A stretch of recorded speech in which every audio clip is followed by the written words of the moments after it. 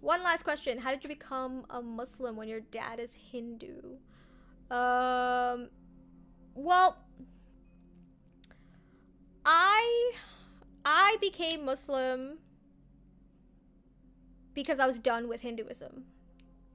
That was what had happened to me. I remember the last time I was in the temple. So my sister and I used to wake up early in the morning, Sunday morning, and go to temple. That was our every week. And I didn't mind it. I do hate waking up early. You guys know this about me. Um, but I I would have been fine with doing it if it had a purpose, which it didn't. It really, really, really didn't. The last time, I remember my sister and I used to play this kind of game while they're talking about, like, we used to smell the air and guess what food they were serving that week. And so I got zero benefit from being there every week, basically, because a lot of what the temple will tell you when you go is not the kind of same thing that you'll get out of a khutbah on a Friday sermon in the mosque. A lot of what they're talking about is things like poultry. They're talking about goats and cows, and they're talking about things that literally have no everyday value. No, there's no relatability to what your life is actually about. They're just talking about scripture, and you can't even verify what they're saying because all the scripture is written in Sanskrit. So you can't even really read what is. Like, if you ask a Hindu, quote me anything that's in, I would assume, like the Bhagavad Gita or something, or the Vedas, or I'm not sure which one is the prevalent book. They can't, because they don't read it. Whereas you can drag any Muslim off the street and ask them to quote you something from the Quran. 90% of them can. So it's very important to me to be able to know what's actually in your religion, not so much through the word of mouth or what your feelings are, but like what it actually says. What's the actual thesis of your religion in a way. So the last time I was in the temple, they had put a cardboard cutout of a man, and he was like some kind of a pundit looking man, and I said, who is that?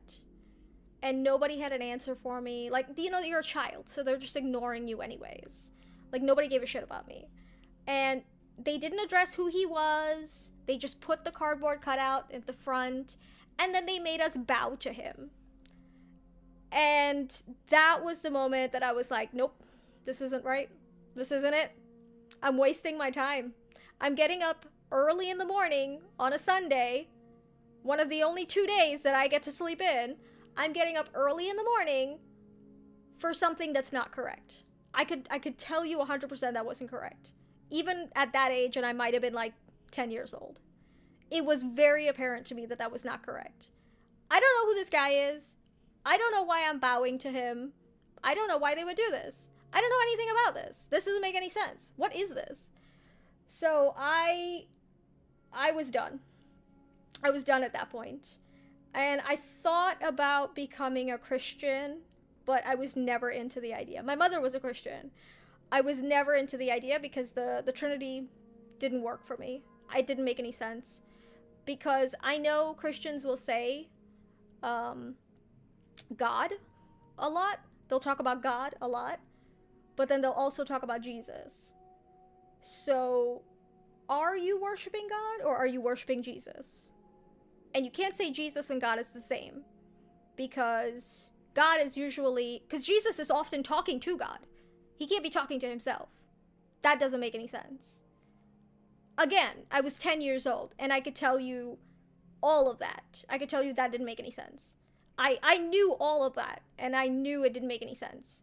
I went to Sunday school when I was in Trinidad a couple of times because my cousins are Christian and I just wanted to hang out with them.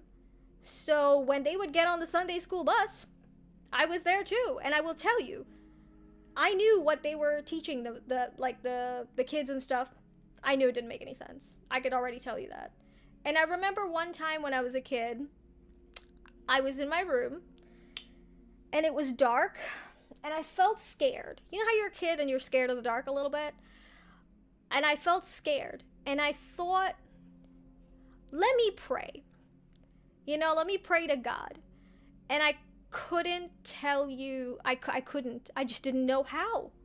Because I thought about praying to Jesus, but then I was like, am I praying to Jesus or am I praying to God? And then I tried to pray in a Hindu style because I was Hindu. But how do you do that? Because Hinduism has 1,000,000 gods. Who am I praying to? When I try to pray as a Hindu, who am I praying to? You're not praying to God, because there is no God. There are gods. You have to pick a one. And I didn't know which ones did what, because I know Lakshmi is the god of war, I think, and Hanuman is the god of something else. I know he's the elephant guy. I don't remember what he did, but I know he was super strong, so maybe he's the god of strength. I don't know. I remember being so frustrated that I was scared in the dark and I didn't know how to even pray. And so when my mom was working in a clothing store and the guys next door were Muslim.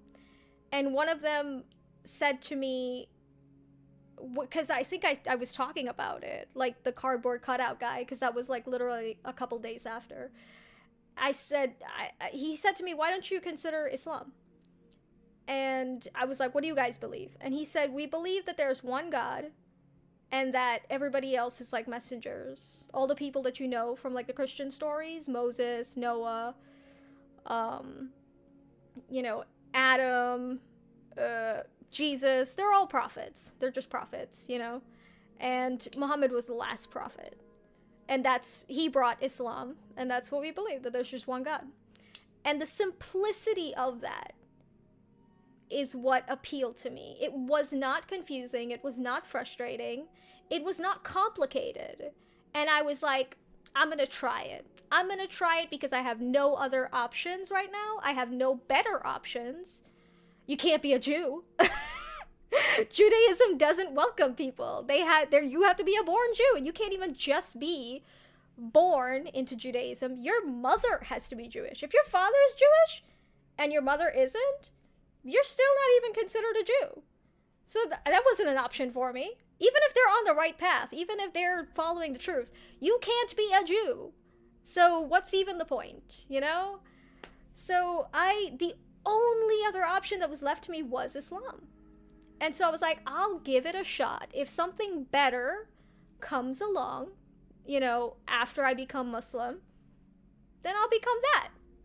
I never found anything better.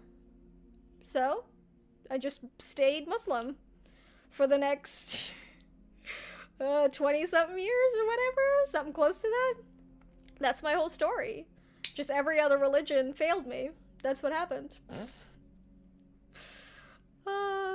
LOL, bow to a cardboard cutout. That's crazy. Yeah, it's shocking to me that I was the only one that felt like that was crazy. It's really a room full of educated adults, and none of them, it occurred to them that this can't be real. That can't be the way. That can't be the truth. That's a way, but that can't be the truth. Who is this guy? He literally was like a nobody, even up to now. Yeah, that's my story. So I changed. My dad was pretty okay.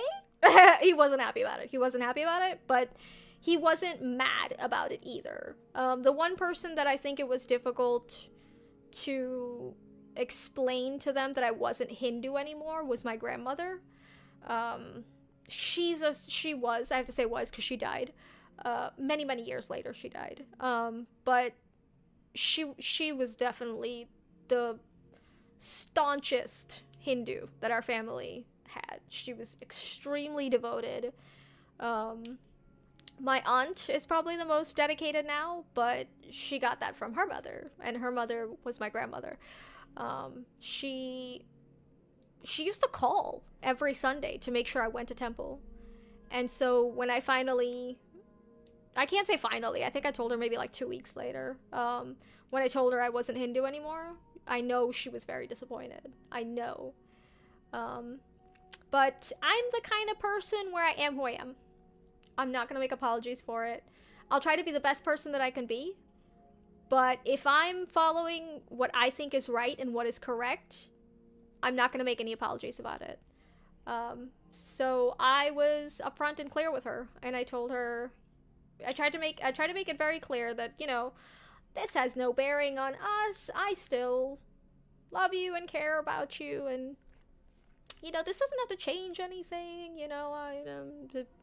And to her credit, it took her a couple of years, but to her credit, she was very inclusive with me. When she would send things for my cousins, she would send things for me too. So there was no abandonment that I had to go through, and I so appreciate that. That God has given me that gift where Islam itself was the gift, but also having it be not that difficult for me to embrace it and make it my life wasn't all that difficult, thankfully. And actually, very shortly after I became Muslim, I would say maybe less than a year, close to a year after I became Muslim, my mom also became Muslim, and my sister became Muslim maybe like 2 years after. So it became very easy. I became Muslim because I had no better options.